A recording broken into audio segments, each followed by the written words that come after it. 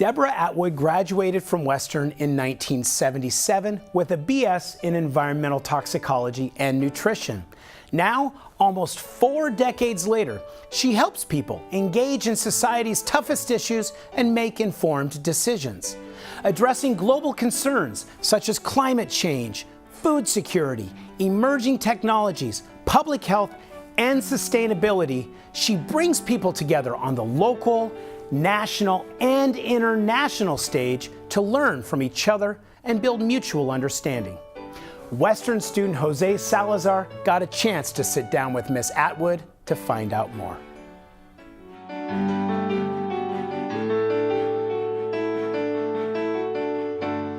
Hi, I'm Jose Salazar and I'm here with Deborah Atwood. Welcome.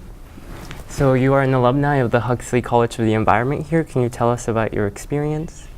Yes, I was one of the early attendees of Huxley, and I chose Huxley because I started out at the University of Washington and I kept wanting to engage on ecology issues, environmental issues that were interrelated. I just didn't want to study one thing, fish. I wanted to study how fish were swimming in Puget Sound and affected by the rivers that were flowing into the Sound. And the University of Washington people said to me, there's only one school that's looking at things that way, and that's Huxley at Western. So I was strongly urged to go try it out. And now you work for, you're the executive director, like I said before, for Meridian's Agree. Can you talk a little bit more about what you guys do there, for those that don't know? The Meridian Institute is the home for the Agree initiative.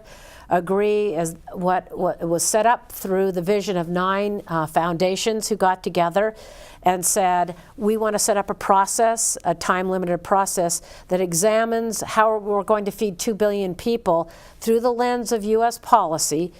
Not that the U.S. is going to feed 2 billion people, but what is our role in the world as it relates to feeding more people sustainably and nutritionally? And the idea was to bring very diverse interests together, 45 advisors, 4 co-chairs, and the idea would be to, can we bring diversity of interest in the room? Can we identify policy initiatives, and can we go execute to implement those policy initiatives? I know you've also talked about how your father sort of taught you to find solutions where both parties involved had to compromise in order for the best solution. What are some of the ways you have done that throughout your career that really stick out to you? I think I'll just start and stop with where I am now. And it's a really good example of when we finally listen to what people's interests really are and what they think really important, we can find consensus, because the humankind, we all value the same kinds of things in many ways. You know, we want our families to be healthy, we want enough resources so we can turn the heat on and feed ourselves and educate ourselves. And not everyone in the world has those opportunities, or even in this country. And at our first Agree meeting, we put out there the question, what keeps you up at night? You know, the very first question we asked the entire supply chain, from retail to large food manufacturing to very small, diverse ecosystem-based farming. And it was a small farmer who said, I have an immigration problem. I can't find help that's legal in the United States to work with me on my livestock operation. And the whole supply chain said, we didn't know that was your problem. We thought you were coming to throw Molotov cocktails at the big agriculture system. And instead, the individual spoke from the heart about trying to find people who are willing to work on farms and work that hard with animals and work. It's really hard work. And the answer is, it's hard to find people. So there are jobs out there, lots of jobs if you want to work in agriculture, but they're not easy.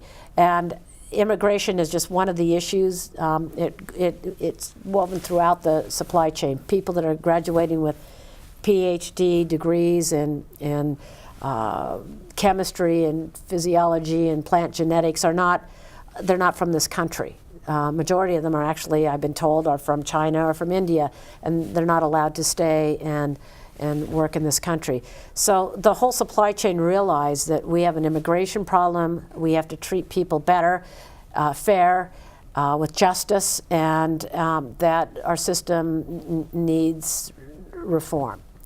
So that was an aha moment, where here we thought this individual was coming with a couple of strongly held positions on organic versus conventional agriculture, which he did have, but his underlying biggest problem was people. How can I have the capacity and the ability to have people? And everyone agreed we need to come together and find a pathway to citizenship, which is very controversial.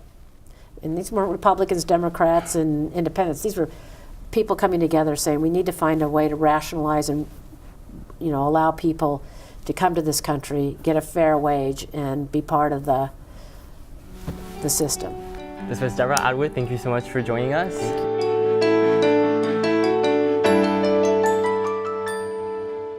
So got selected to go to the Regional Theater Festival. And then just last year, we created the show Slash Faust. We created a narrative about this character named Felix, who was a contemporary filmmaker who suddenly got some recognition at a couple of film festivals like South by Southwest, that kind of thing. And then suddenly, of course, his ambition takes him down a Faustian journey.